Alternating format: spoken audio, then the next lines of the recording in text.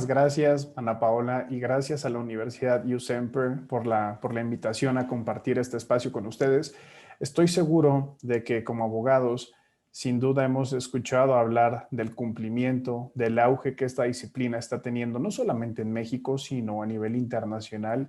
Y estoy seguro y convencido de que a muchos de ustedes les causa curiosidad saber cómo se diferencia la práctica entre el derecho y el cumplimiento y principalmente cuáles son las habilidades y las características que nosotros necesitamos para poder ejercer esa profesión y esta carrera del cumplimiento o el compliance, como se le dice también por su terminología en inglés. Así que el día de hoy quise aprovechar este espacio para compartirles precisamente cuáles son estas principales diferencias, cuál es el camino que se debe seguir y sobre todo hacerlo muy dinámico a modo de conversatorio para las personas que están viendo esta transmisión a través de Facebook. Les pido que por favor a través de la sección de comentarios, aquí lo vamos a estar siguiendo de manera simultánea, y también las personas que se encuentren ya integradas a esta llamada el día de hoy, que puedan por favor colocar en la sección del chat también, por favor, si son tan amables, las preguntas, las dudas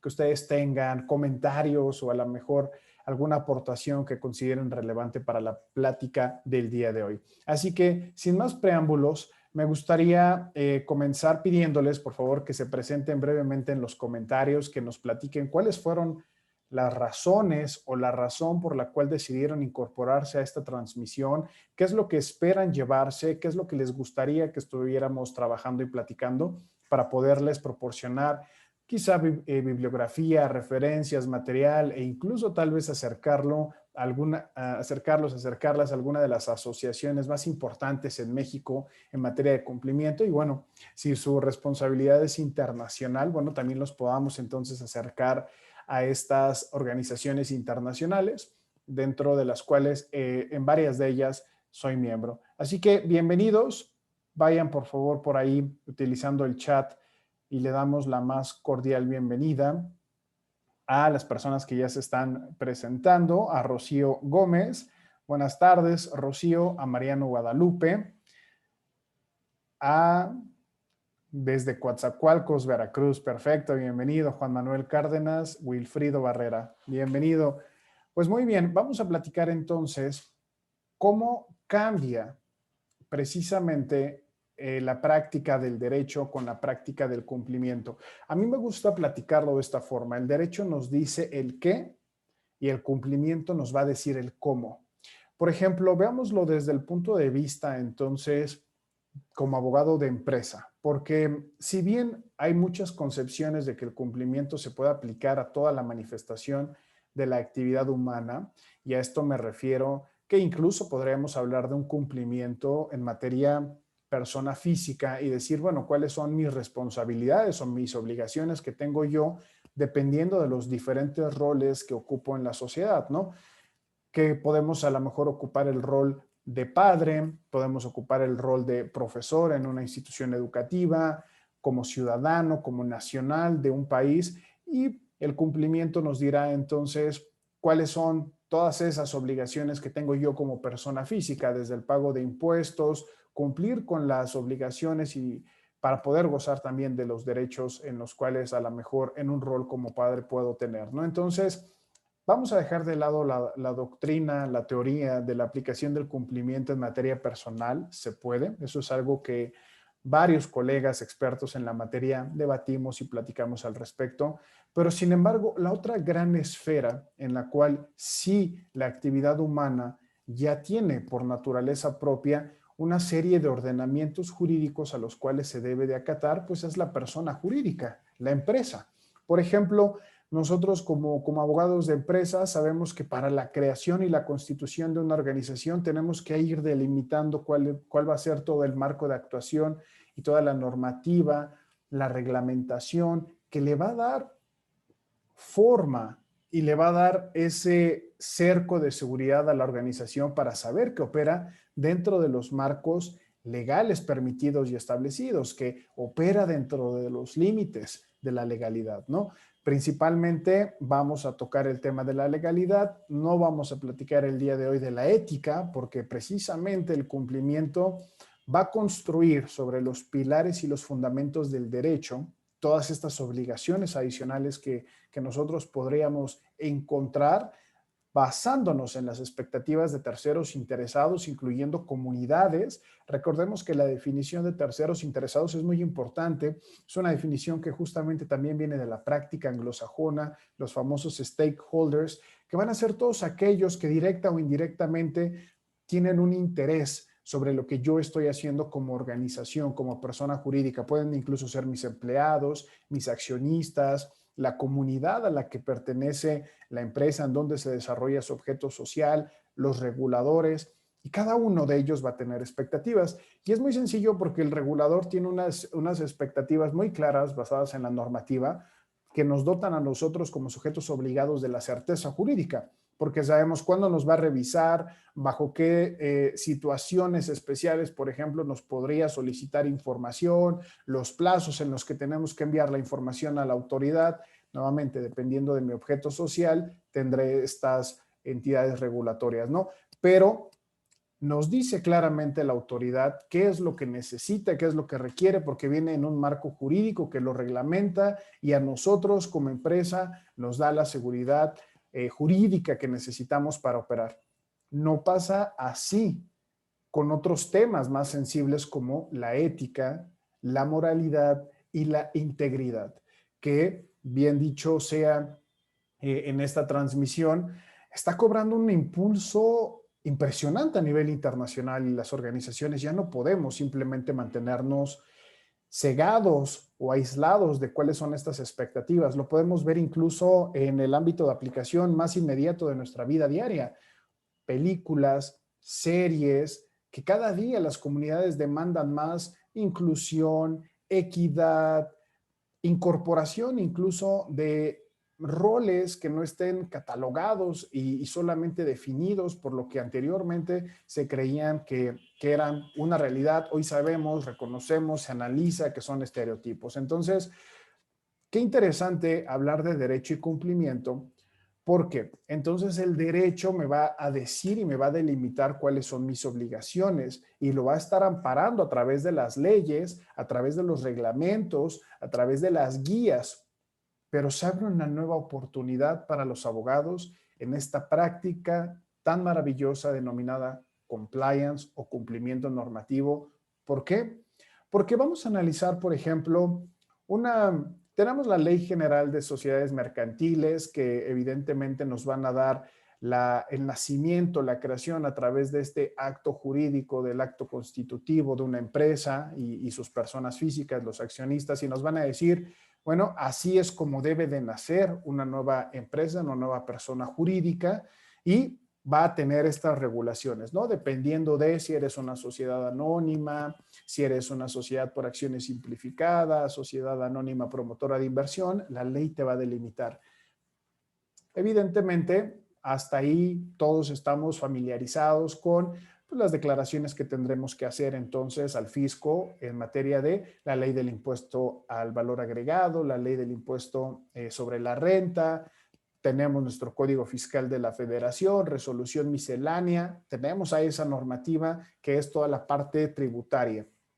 Tenemos la Ley General de Sociedades Mercantiles, pero conforme vamos ampliando nuestro objeto social de la persona jurídica, que evidentemente debió de estar bien protocolizado en este acto constitutivo, podremos colocar entonces que para poder nosotros perseguir nuestro objeto social, vamos a tener entonces que llevar a cabo actividades adicionales, ¿no? ¿A qué se quieren dedicar? ¿De qué quieren que sea la empresa que estemos abordando el día de hoy?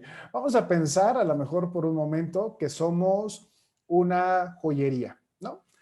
Entonces, en esta joyería, pues bueno, voy a empezar a lo mejor, voy a hacer una empresa muy famosa, muy reconocida y me gustaría estar recolectando datos precisamente de las personas que asisten a un webinar, ¿no? Como el que estamos teniendo el día de hoy. Mi meta va a ser dar un tema que sea relevante para las personas, para mis estudiantes, pero también tengo una intención de que a través de recolectar esos datos personales, como va a ser el nombre, a lo mejor el puesto, la empresa, el correo electrónico, ¿por qué no número de teléfono?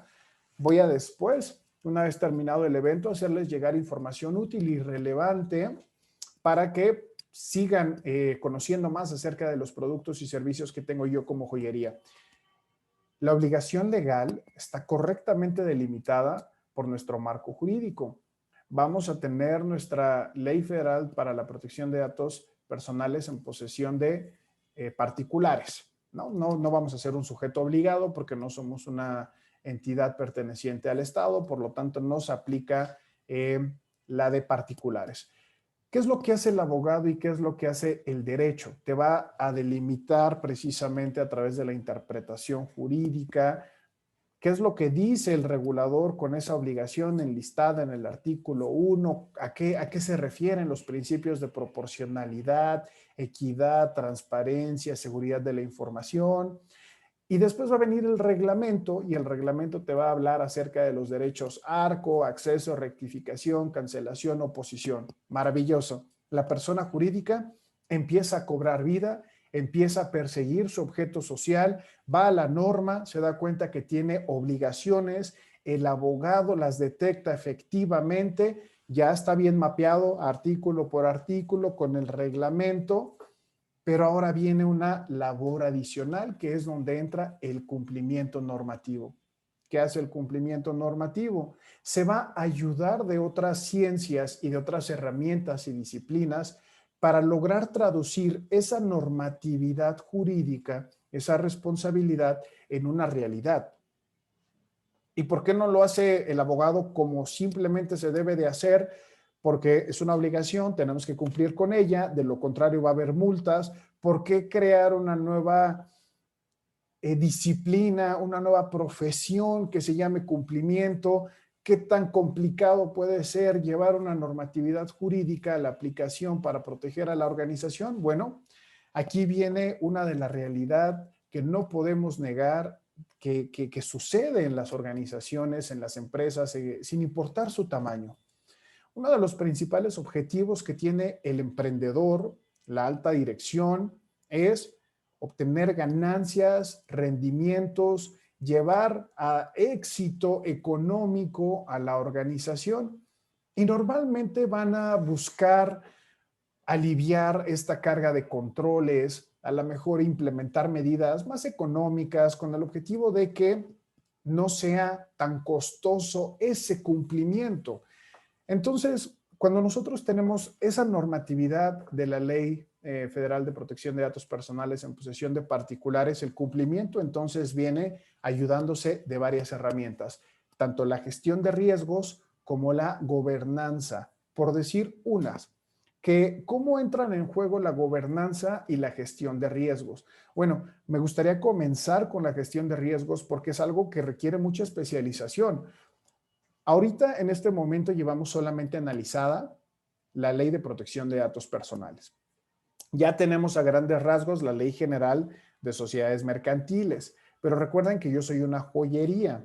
Entonces, a lo mejor quiero hacer una tarjeta de regalo para que a lo mejor nuestros clientes la puedan recargar y puedan tener 10,000 pesos en esta tarjeta de regalo y en vez de a lo mejor regalar un reloj o un collar o un anillo que a lo mejor no le gusta a la persona, pues bueno, puedes regalar este certificado de regalo para que venga la persona con el dinero que tú le hayas depositado y puedan entonces escoger algo de su gusto y de su elección.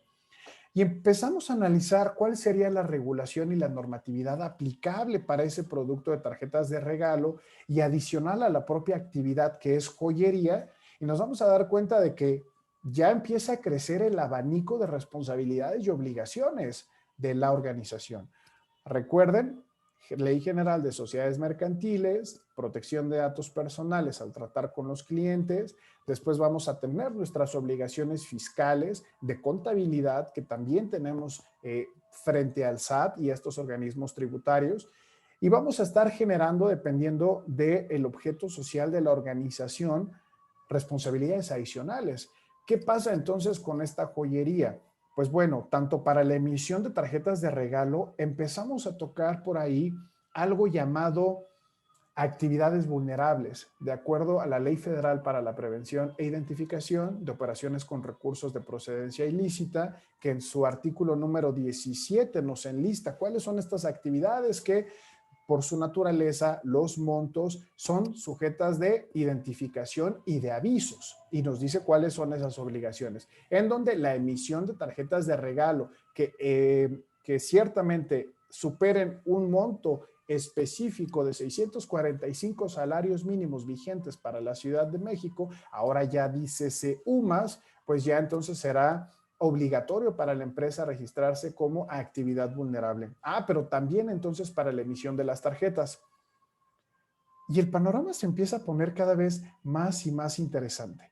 Porque entonces tendremos que darnos de alta como actividad vulnerable y necesitaremos un oficial de cumplimiento y necesitaremos tener la infraestructura para poder presentar estos avisos al SAT.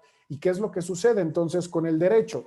El abogado va a identificar este abanico de obligaciones y responsabilidades, va a ayudar en la interpretación de la ley, va a diseñar las estrategias legales para evitar multas y sanciones, pero se va a apoyar entonces del área de cumplimiento para decir, aquí está mi mapeo, como le decimos, el inventario de obligaciones jurídicas o bien matriz de cumplimiento, cómo llevo cada una de estas a la realidad. Y voy a necesitar dos herramientas principales, la gobernanza y la gestión de riesgos.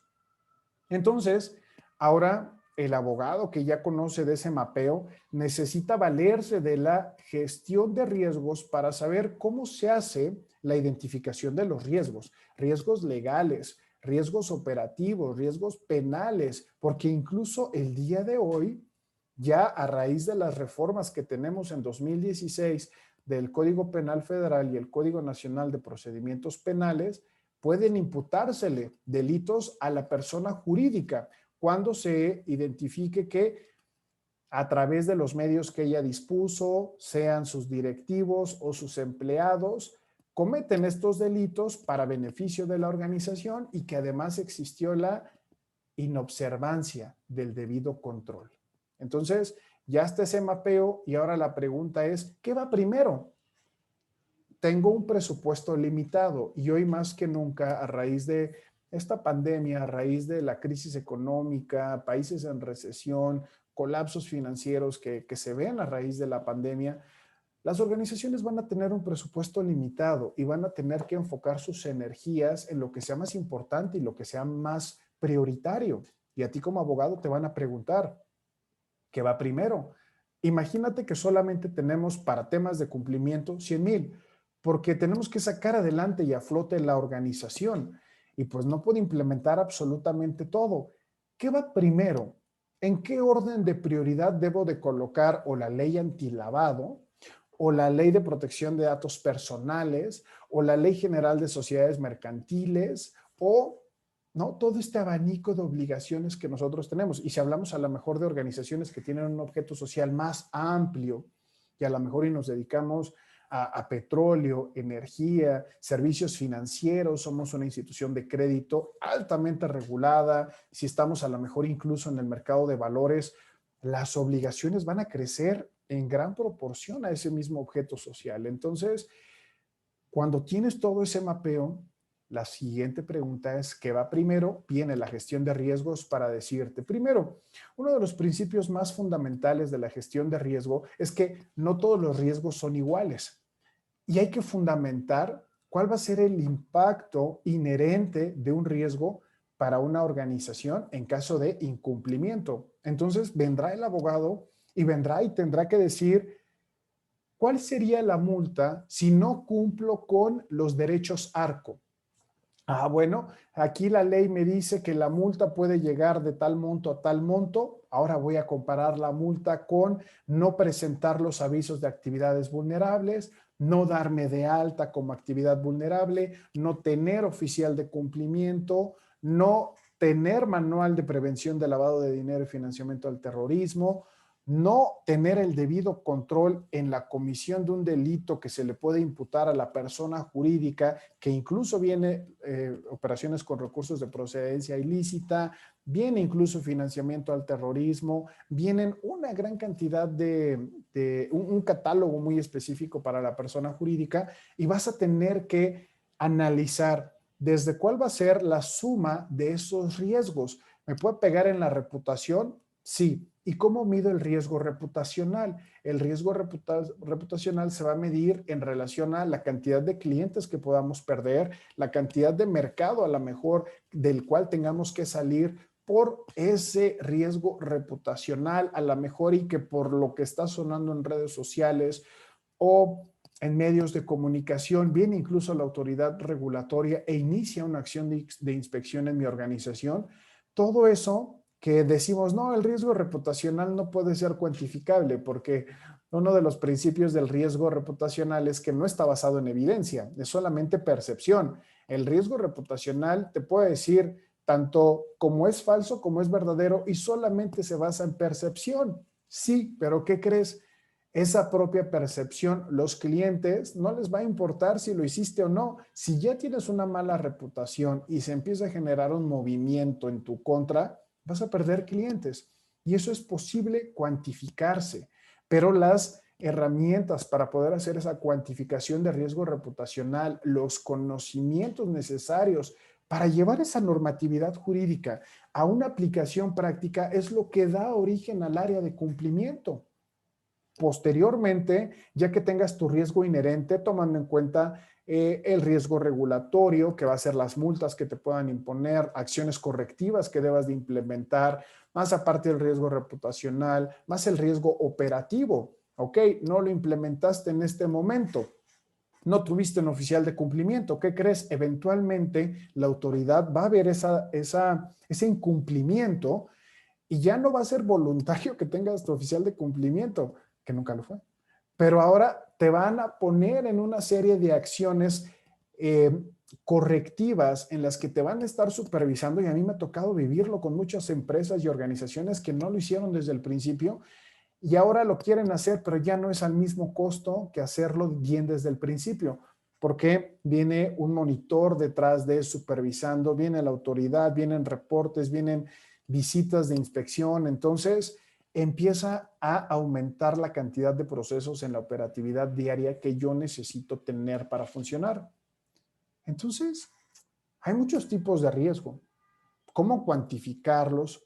Primero, ¿no? ¿Cómo identificarlos? Por eso ahí es importantísimo que el abogado también esté presente en estas acciones de crear el inventario de obligaciones jurídicas. Hay personas que incluso dicen, bueno, me voy a dedicar al cumplimiento, no soy abogado y voy a intentar hacer toda esta matriz de cumplimiento y hacer el mapeo. Bueno, se pueden apoyar de las áreas legales. No es obligatorio que el oficial de cumplimiento sea un abogado, para nada. Se puede apoyar al contrario de estas áreas, ¿no? Para algo existe ese departamento legal con la experiencia específica en ese ramo.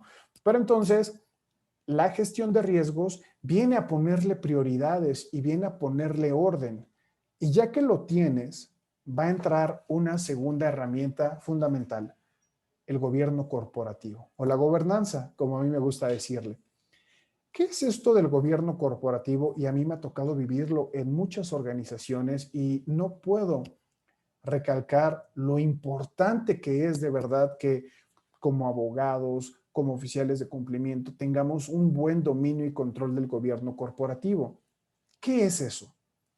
Permitir la efectiva toma de decisiones al interior de una organización a través de generar los contrapesos adecuados, que pueda existir un foro adecuado para levantar la mano y decir, aquí hay un riesgo, no estamos haciendo las cosas bien, se está materializando quizá este riesgo reputacional o este riesgo operativo y que pueda democratizarse la toma de decisiones.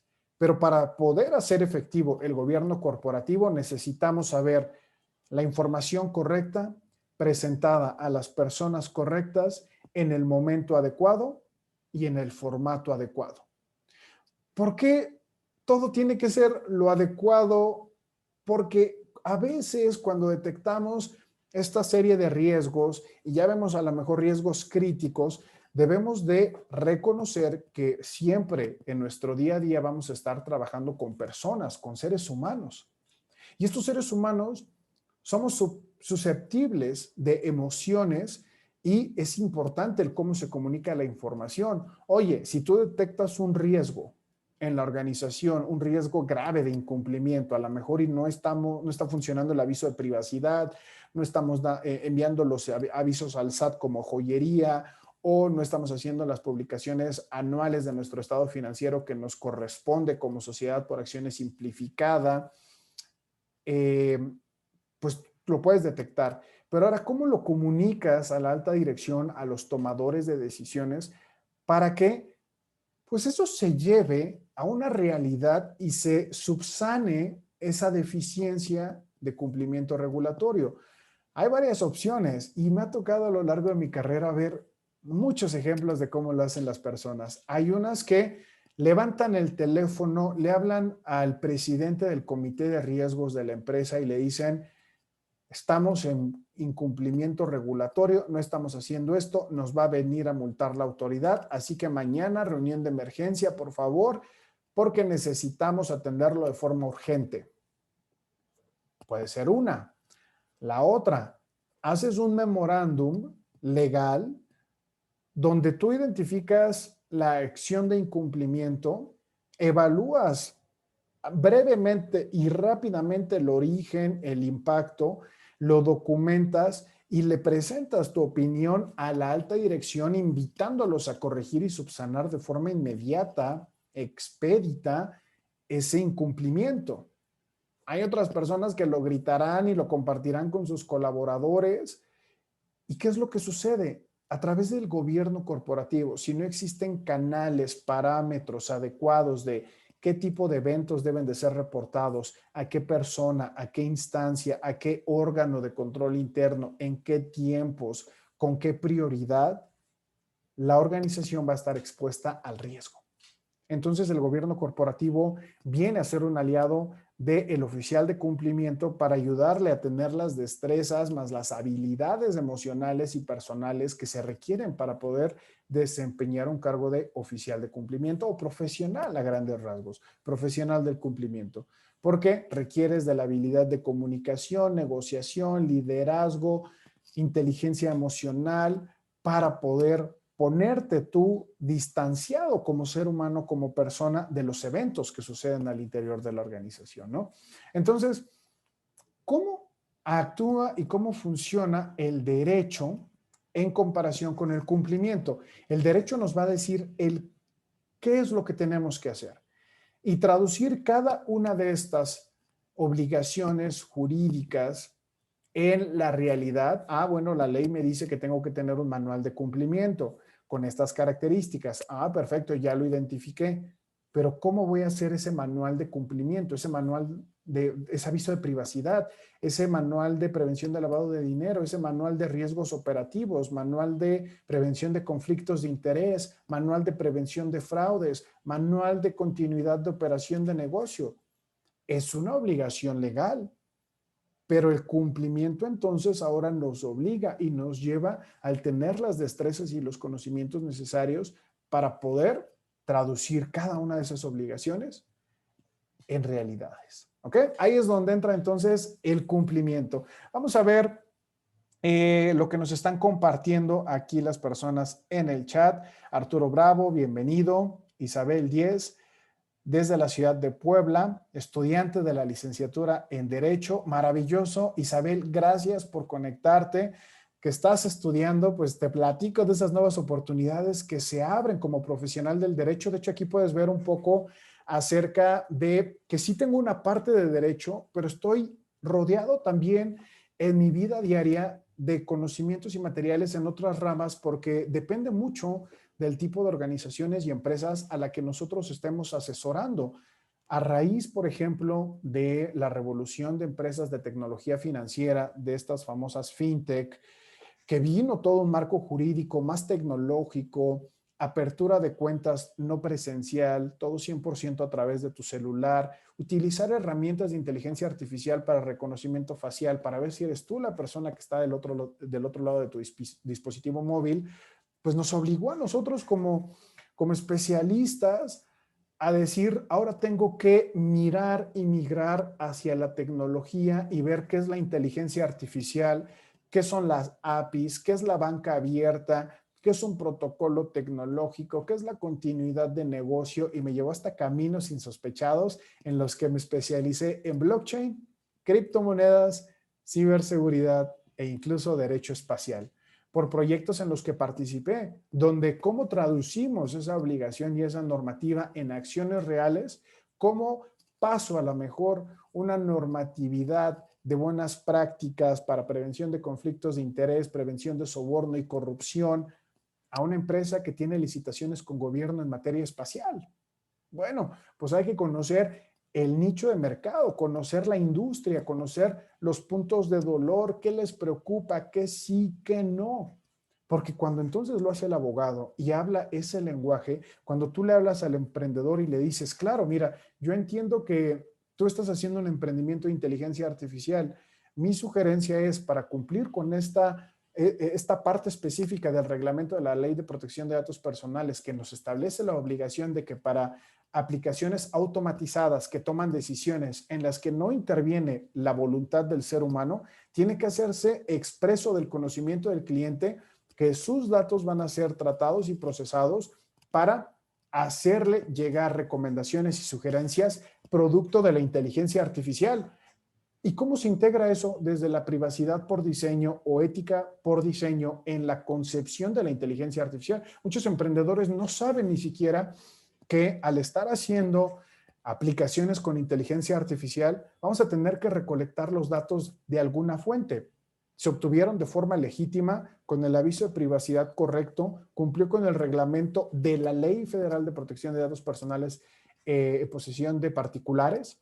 Y adicional, ¿qué riesgos trae la inteligencia artificial? Vienen sesgos de discriminación, vienen sesgos de inequidad entre géneros, entre razas, entre estatus económicos, vienen incluso riesgos propios de la inteligencia artificial, donde muchos resultados ni siquiera son explicables, porque la computadora no va a hablar lenguaje humano.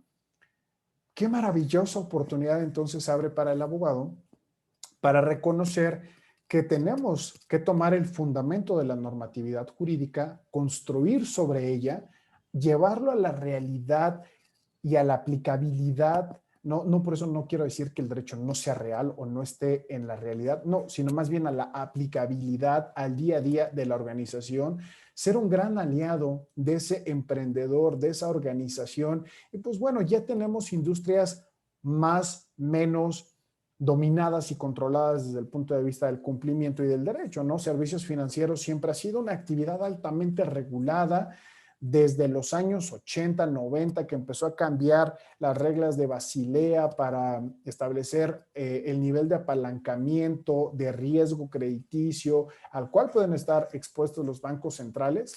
Desde ahí empezamos con altas regulaciones, después vienen regulaciones en materia prudencial, prevención de lavado de dinero, y ya estamos muy acostumbrados a qué es lo que tenemos que hacer, e incluso ya hay jurisprudencia, ya hay comentarios, resoluciones, ya hay mucho, hay certeza jurídica. Pero no vamos a mentir y dejar de reconocer que la innovación está en constante movimiento.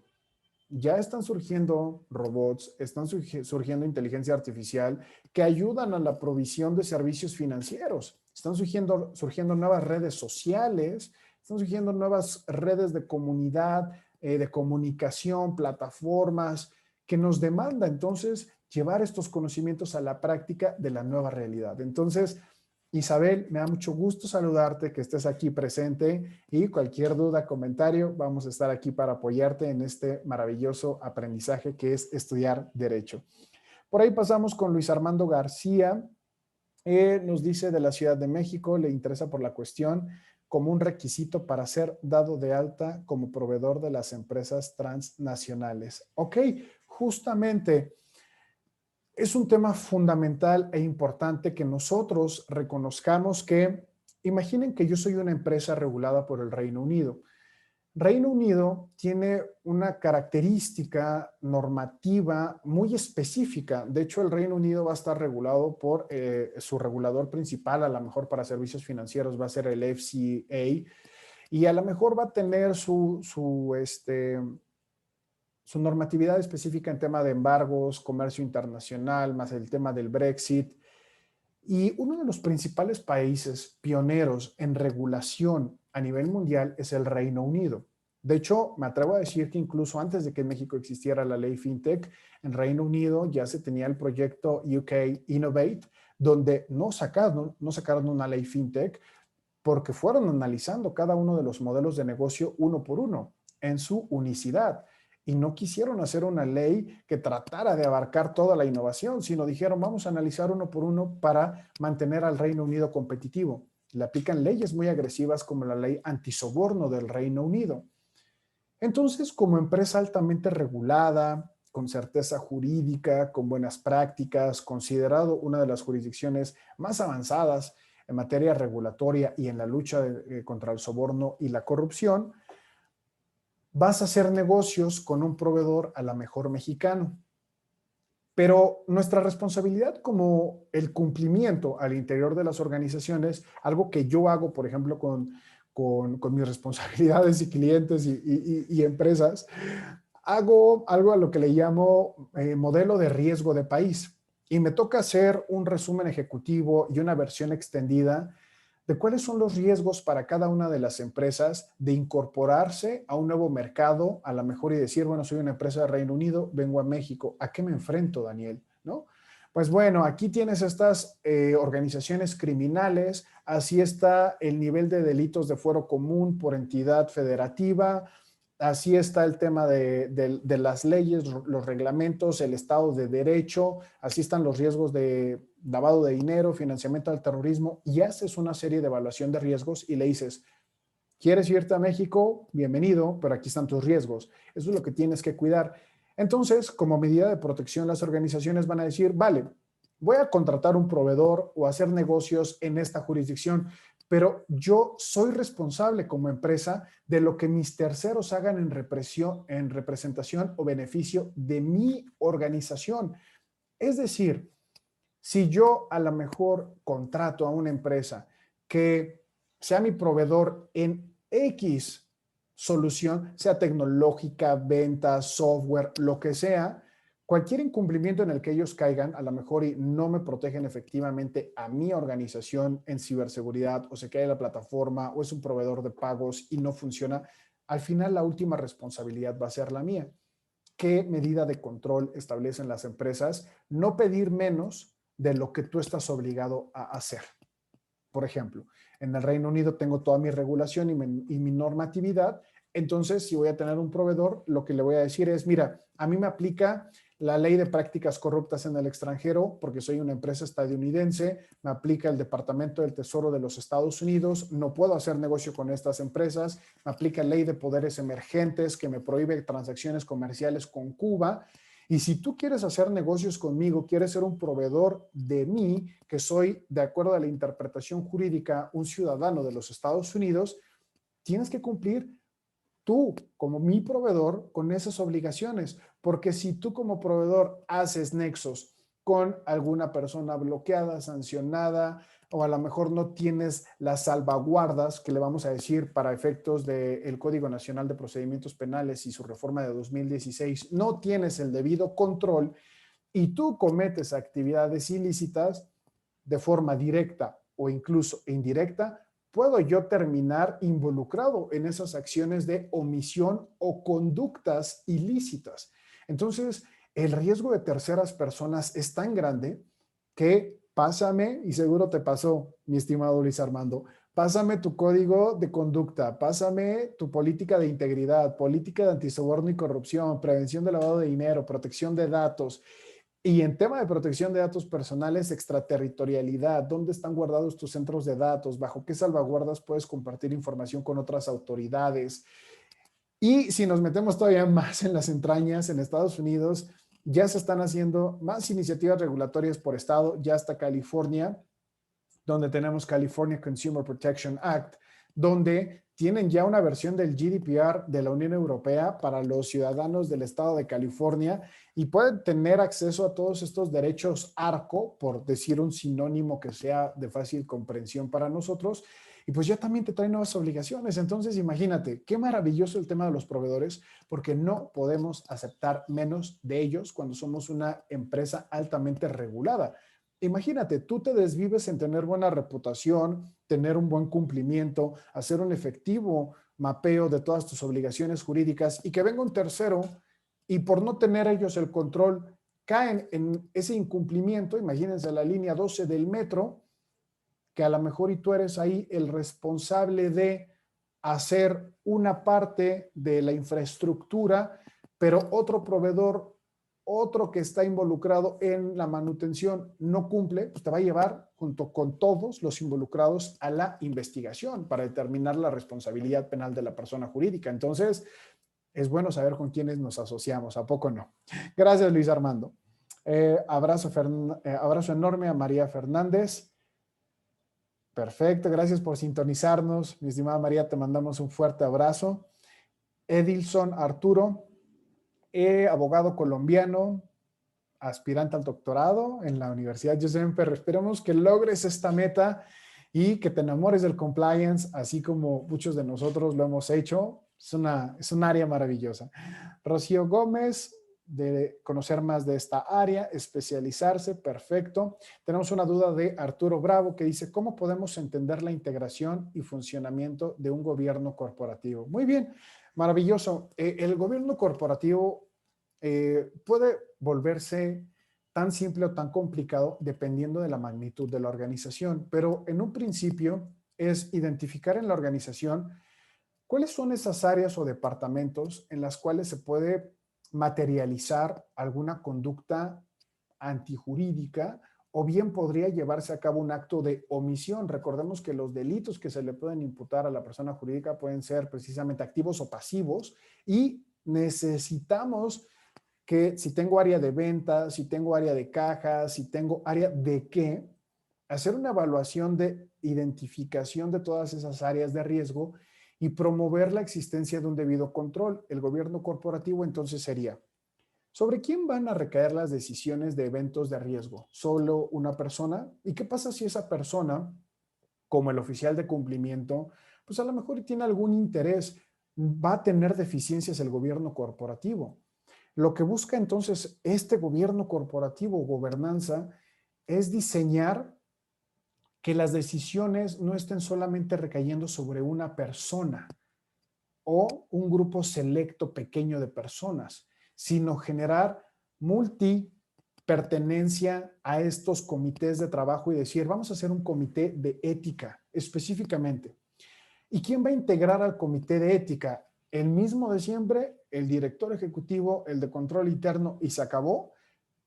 Está mal ese gobierno corporativo porque no hay una voz y no hay una representación del área de recursos humanos, del área de cumplimiento, del área de control interno, de seguridad de la información y a lo mejor, ¿por qué no?, algún consejero externo independiente, uno, dos, que nos permitan ver y evaluar con objetividad la situación.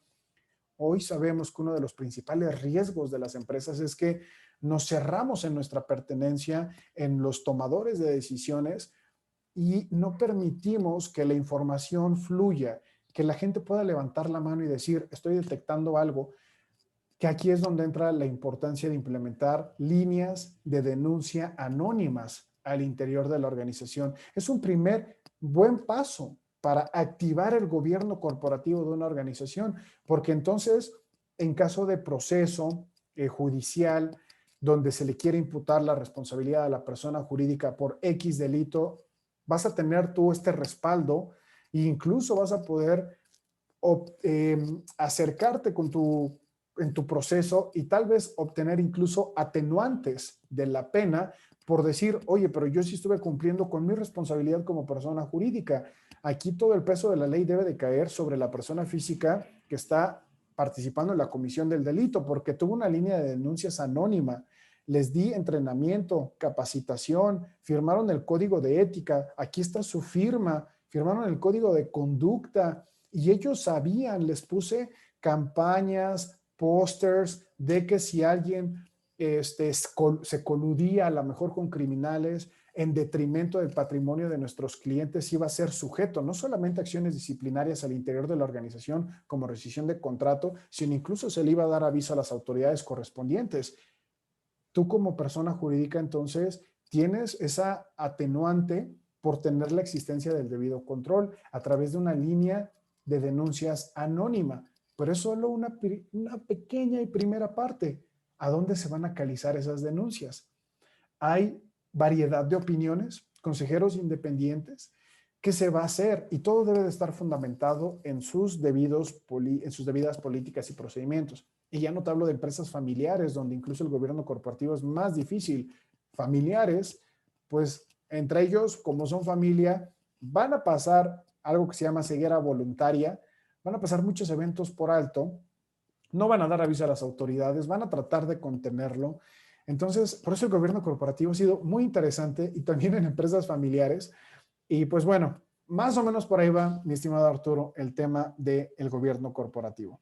Griselda, qué bueno que te sea de utilidad esta información. También felicidades por decidirte iniciar esta gran aventura de estudiar Derecho.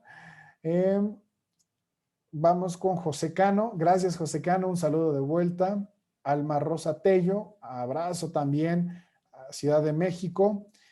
Caico sobre el compliance laboral. Muy bien, gracias Juan Manuel Cárdenas. Sabemos entonces que el derecho sí tiene ramificaciones y sí tiene áreas de especialización. Tenemos derecho laboral, tenemos derecho civil, tenemos penal, tenemos ambiental, tenemos derecho mercantil, derecho societario, tenemos muchas manifestaciones del derecho. Muy bien. ¿El cumplimiento entonces será la excepción? No, no pasó así. Que de hecho les digo que hay muchas reflexiones al respecto porque incluso se dice que pues ya no hay que tampoco estar haciendo tantas variantes del derecho porque pues no es como que cuando se inventaron los carruajes tirados a caballo, pues tuvimos que inventar un nuevo derecho y decir, pues ahora somos derecho de caballos, porque pues no, hay que saber cuándo controlar, cuándo sí, cuándo no, pero ese fenómeno sí pasó en el compliance, porque recuerden que necesitas conocer a qué te estás metiendo para poder traducir la norma y llevarla a la aplicación práctica de ese precepto jurídico. Entonces, ¿qué pasa con el compliance ambiental, por decir un ejemplo? Tengo Ley General de Equilibrio Ecológico, tengo mi Código Penal Federal y la verdad es que tengo un montón de leyes en materia ecológica, incluso tengo NOMS que me van a decir, bueno, si soy una fuente de ruido fija, si tengo residuos tóxicos, etcétera. Tengo la normatividad y como abogado tengo el conocimiento de qué aplica, puedo interpretar, puedo aportar con jurisprudencia que encuentra ahí de la Suprema Corte de Justicia, puedo abonar sobre las obligaciones. Muy bien, pero ¿cómo llevo entonces esa realidad ambiental jurídica a la práctica del día a día de la operación del negocio? Oye, me está pidiendo que implemente la NOM, ¿sí la implementé bien o no la implementé bien? ¿Si estoy disponiendo bien de mis desechos tóxicos o no? Tú como abogado, ¿qué opinas? Y pues tú lo vas a ver ese desecho tóxico y vas a decir, pues yo lo veo pues, bien, ¿no? Está cumpliendo la pipa que va a transportar el material, no tiene fugas, veo en dónde lo van a depositar, me hace sentido. Ah, no, pero es que espérate, la interpretación de la NOM y el paso a paso y el día a día te va a llenar de cosas que no van a venir en la norma jurídica, que no van a venir en la NOM ni en sus reglamentos, que solamente pueden ser obtenidos a través de la praxis, la práctica, el día a día. Y eso va a pasar con el compliance ambiental. Ya existe el compliance ambiental. ¿Cómo traduzco eso a la aplicación? Vale, ¿cómo hago mi gestión de riesgos para ver desde los elementos que sean biodegradables, reducir la huella ecológica, reducir los contaminantes, emisión de dióxido de carbono a la atmósfera? ¿Cómo integro el gobierno corporativo para que mi organización vea? Volkswagen, por ejemplo, que de hecho ya tuvo otra multa recientemente, que pues no hay que manipular los carros ni los escapes para tratar de alterar la cantidad de contaminantes que emiten a la atmósfera. Eso es parte del cumplimiento. y va de la mano con el derecho. El laboral también tiene su área de especialización. Oye, a ver, ¿cuáles son mis obligaciones? De entrada tengo dos tipos de relaciones jurídicas laborales. Pueden ser los contratos individuales de trabajo, pero voy a tener también relaciones burocráticas que van a estar ligadas al Estado. Ya tengo ahí esa diferenciación. Y ahora, ¿cómo se regula cada una de ellas, no?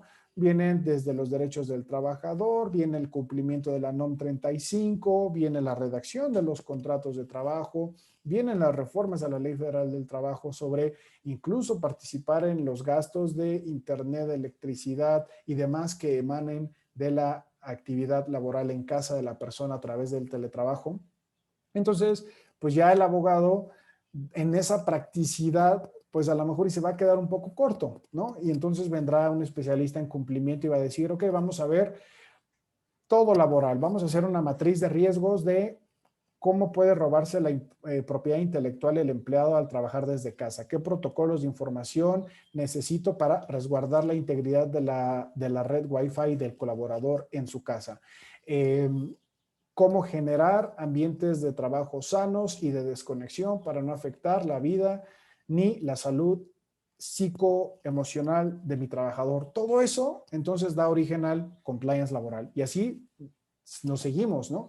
Yo el último que me inventé, lo digo de broma siempre, es el compliance espacial, porque me estoy interesando mucho en ese tema por hobby. Y también da la oportunidad de por qué no inventarnos ahora ese compliance espacial, pero todavía no llevo nada a la práctica, entonces estoy esperando por ahí mi primer contacto con la NASA. Después tenemos a Fernanda Aranda. En el último año, estás muy cerca de llegar a esa meta, Fernanda, de Derecho, especializada en protección de datos personales y derecho financiero, justo uno de los temas que empezamos a abordar. Tenemos ahí una pregunta, Wilfrido Enrique Barrera. Dice, soy estudiante de cuarto semestre de Derecho del Sistema de Universidad Abierta y Educación a Distancia. Gran logro, mi estimado Wilfrido. Gracias por ser parte de esta aventura de la Facultad de Derecho de la UNAM. ¿Cuáles son las leyes con las que debo apoyarme para cumplir con las obligaciones corporativas? Uf, maravilloso. Todo va a depender del objeto social. De hecho, yo algo que encomio a los estudiantes de la Universidad USemper, para los que no lo saben, yo soy maestro y profesor aquí en la Universidad USemper en la licenciatura de Derecho y tengo la materia de cumplimiento legal y tengo en la maestría también de amparo la materia de compliance y responsabilidad de la persona jurídica. Entonces, ¿qué es lo que sucede aquí con estos trabajos que nosotros hacemos en la Universidad USemper? Trabajamos con el acto constitutivo de la organización para saber cuál va a ser ese objeto social que va a perseguir la empresa. En los últimos proyectos que trabajaron los alumnos en la Universidad USemper fueron, voy a poner una purificadora de agua, una imprenta, un despacho de abogados, por ahí incluso me pusieron una entidad gubernamental, el Instituto Mexicano de las Mujeres, y ya que tenemos bien identificado ese objeto social, ahorita no me voy a meter en el Estado porque es más complicado, porque tienen sus leyes orgánicas, tienen sus reglamentos y tienen su connotación específica, pero sí en la empresa. Lo primero que tienes que hacer es evaluar, les pongo normalmente un Excel donde ponme tu objeto social. Dime qué leyes a nivel, y aquí es donde utilizo la pirámide de Kelsen. La pirámide de Kelsen nos va a decir qué va primero en cumplimiento y en obligaciones jurídicas. Primero van todos los tratados internacionales, después siguen toda la Constitución Política de los Estados Unidos Mexicanos, después vienen las leyes, reglamentos, guías, orientaciones y lo que por voluntad decidamos suscribirnos porque es buena práctica, ¿ok? Esa pirámide de Kelsen, un poquito ajustada a las necesidades de tu organización. Y ya que tenemos entonces esa pirámide de Kelsen, tenemos que ver qué va primero, qué tratados internacionales pueden ser aplicables al objeto social. Si soy una empresa de servicios financieros, soy a lo mejor sociedad anónima de capital variable que tengo una figura de institución de banca múltiple. Muy bien. Pues bueno, primero van los tratados internacionales. ¿En qué ámbitos está regulada la persona jurídica? Pues vas a tener regulación financiera, fiscal, corporativa, laboral, de datos personales, de prevención de delitos financieros, incluyendo lavado, responsabilidad penal de la persona jurídica, bursátil, de seguros. Y de hecho te cuento que muchas empresas piden ayuda. De hecho, yo en mis años, que ahorita ya no estoy como consultor, pero cuando era consultor hasta hace unos 15 días, nos contactan empresas para llevar a cabo esta tarea específica. Es mucho trabajo, es mucha investigación, no te puedes saltar absolutamente nada, tienes que tener un amplio dominio de todo lo que pueda aplicar que sea vinculante para la organización para hacer estos mapeos, ¿no? Entonces, partes de la pirámide de Kelsen, tienes que tener un amplio conocimiento del objeto social y qué es aplicable, de ahí partes y vas mapeando. El siguiente paso es, pues ya que tienes las leyes y los reglamentos y sus guías y sus disposiciones y sus jurisprudencias y guías y todo, lo vas a ir mapeando, ¿no? Normalmente los más con menos presupuesto lo haremos en un archivo de Excel e iremos mapeando artículo 1, 2, 3, 4. ¿Me da una obligación de cumplimiento? Sí. ¿Cuál? La obligación de proporcionar a obtener el consentimiento expreso cuando se trate de recabamiento de datos personales, sean financieros, patrimoniales o datos personales sensibles. Ah, ok. Y le dejas hasta ahí. Del lado derecho vas a poner, estoy cumpliendo, no estoy cumpliendo, cuál va a ser mi plan de trabajo, cuál es el nivel de riesgo en caso de que no cumpla, cuál es la fecha de compromiso, ya se le comunicó a la alta dirección, vas a hacer toda tu serie este, de seguimiento a tus obligaciones jurídicas, ¿no? Entonces, hay dos nombres que le ponemos, o matriz de cumplimiento, o mi amigo Alejandro Pedrosa, que me apoyó justamente para hacer un webinar al respecto, que es inventario de obligaciones jurídicas. Son un poquito diferentes ambos, pero se complementan, entonces sí hay que tenerlo ahí en el radar de que es bastantito trabajo. De hecho, mis alumnos dijeron, esto es trabajo de meses. Y le digo, sí, es correcto, es trabajo de meses, incluso años. Empresas altamente reguladas hacen este proyecto en años. Ok. Carlos Moreno, ¿cuál es la diferencia entre compliance y due diligence o su auditoría legal? Felicidades por su exposición. Pues bueno, fíjate que el cumplimiento te dice cómo lo vas a hacer. Haz de cuenta que van a ser los que hacen el trabajo, los que son los responsables de mapear. De hecho, la organización de Basilea nos establece que existen 3 líneas de defensa y no se pueden tocar ni participar entre ellas. La primera línea de defensa son todas las áreas operativas, los que tienen contacto con el cliente y que están ahí trabajando en el día a día. Para proteger a la organización integralmente se necesita del compromiso de esa primera línea de defensa, que serían como los peones, los que están ahí en la primera fila. La segunda es compliance, los que van a hacer todo. Ellos van a redactar los manuales, ellos van a definir y establecer los parámetros, los procedimientos, van a hacer las evaluaciones de riesgo, van a correr absolutamente todo, pero compliance puede fallar. Puede que algo esté mal en nosotros, en nuestra redacción, en cómo percibimos un riesgo, e incluso la organización de Basilea nos dice, tiene que existir una tercera línea de defensa. ¿Quién va a asegurarse de que, acuérdense, compliance va a asegurarse que la primera está haciendo todo correcto? Porque ellos diseñan todo. ¿Quién viene a evaluar si compliance lo está haciendo bien? Si el manual fue correcto, si la apreciación de riesgos fue correcta, auditoría interna. Tienen que estar separados completamente. Una auditoría legal es una línea adicional de defensa para ver que estamos bien, pero no pueden involucrarse ellos en hacer manuales, en hacer procesos, porque tiene que haber independencia entre las partes para tener objetividad al momento de evaluar un programa de cumplimiento. La teoría incluso nos dice que hay cuarta, ¿no? ¿Quién se asegura de que la auditoría interna o externa está cumpliendo con la función de supervisar a estos tres? Pues después viene a lo mejor y la junta directiva, ¿no? Los accionistas que le pidan y le demanden cuentas. Y después una quinta, ¿quién le demanda a los accionistas y a la empresa en su totalidad? El regulador, ¿no? La Comisión Nacional Bancaria de Valores, la Comisión Nacional de Seguros y Fianzas, Secretaría de Hacienda y Crédito Público. ¿Quién le exige a estos? Pues a lo mejor y el gobierno federal. ¿Y quién le exige al gobierno federal? Organismos internacionales, ¿no? A lo mejor las Naciones Unidas, pero ya es como evaluar e irnos más allá de nuestra charla del día de hoy. Pues muy bien, como conclusión, el cumplimiento construye sobre la base del derecho para poder llevar a la aplicación y al día a día de los negocios todas nuestras obligaciones jurídicas. Requiere mucho desarrollar habilidades adicionales como conocer el objeto social, la industria, las tecnologías involucradas, tener habilidades blandas de negociación, comunicación, gobierno corporativo, inteligencia emocional, para poder hacer una efectiva gobernanza, gobierno corporativo al interior de las organizaciones para facilitar la toma de decisiones, así como una efectiva gestión de riesgos. No todos van a ir primero. Hay que establecer prioridades. Hay que cuantificar esos riesgos y decirle a la alta dirección, hoy más que nunca, que tenemos la responsabilidad de optimizar los presupuestos a raíz de lo que estamos viviendo y decirle, esto va primero, porque el nivel de riesgo es crítico y si no lo hacemos, tenemos riesgo de cerrar la empresa. Van a decir, gracias por no saturarme de todo lo que tengo que hacer y ser un aliado de la organización y decir, hay un plan de trabajo para todos los demás, pero nos vamos por este que es lo que nos puede cerrar el negocio. Con eso en mente, les mando un fuerte abrazo. Gracias a todos por estar aquí en esta sesión de la Universidad Jusemper. Esperamos verlos en nuestros programas educativos, compartirles y que apliquemos un programa de cumplimiento en la vida real. Ese es mi compromiso para que ustedes se sientan entusiasmados de esto que estamos haciendo en la universidad.